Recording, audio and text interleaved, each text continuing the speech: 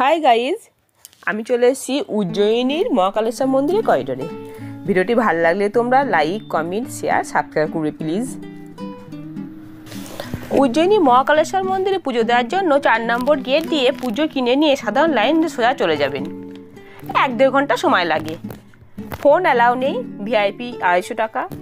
একটু ছোট হয় লাইনটা। সাধারণ পোশাকে যাওয়া যাবে। সকাল 6টা থেকে রাত্রি 9টা পর্যন্ত এই দর্শন হয়। আর গর্ভগৃহ দর্শনের কথাও আছে, যদি জানতে চান তাহলে আপনাদের আমি কমেন্টে বলবেন, জানিয়ে দেবো। এরপর আমরা চলে আসি মহাকালেশ্বর মন্দিরের করিডোর দর্শনে। দিনের দর্শন দেখুন। বিকালবেলা আমরা বেরিয়েছিলাম, বিকালে দেখুন কি সুন্দর।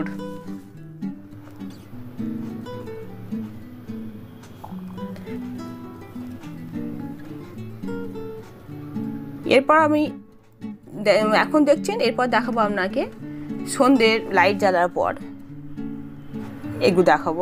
এখন দেখুন, আর এত পরিষ্কার পরিচ্ছন্ন, এত সুন্দর মেনটেন হয় এই মন্দিরের চারপাশ।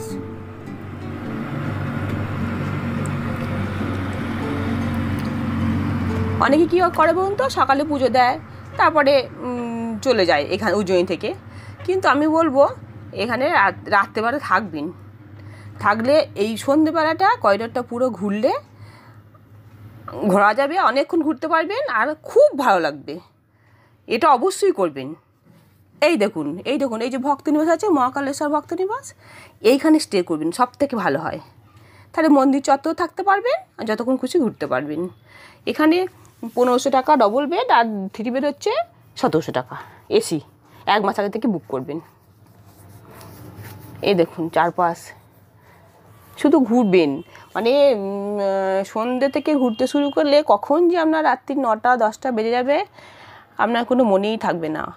চারপাশ শুধু দেখুন কি সুন্দর। এ যদি আপনাকে বলে বোঝাতে পারবো না, এটা আপনাকেই দেখতে হবে। আমি জানি আপনারা অনেকেই দেখেছেন, তাও যদি কারো আসার ইচ্ছে থাকে তারা একবার আসবেন। জীবনে অনেক কিছু অদেখা থেকে যাবে যদি না দেখেন।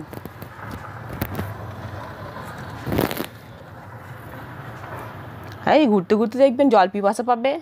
তখন এখানে অনেক জায়গায় ভালো মিনারেল ওয়াটার ব্যবস্থা রয়েছে, সেটাও খেতে পারেন, বা আপনারা নিজেরাও জল রাখতে পারেন সঙ্গে। তবে জল কিন্তু রাখতেই হবে, জল খেতেই হবে, এটুকু বলতে পারি।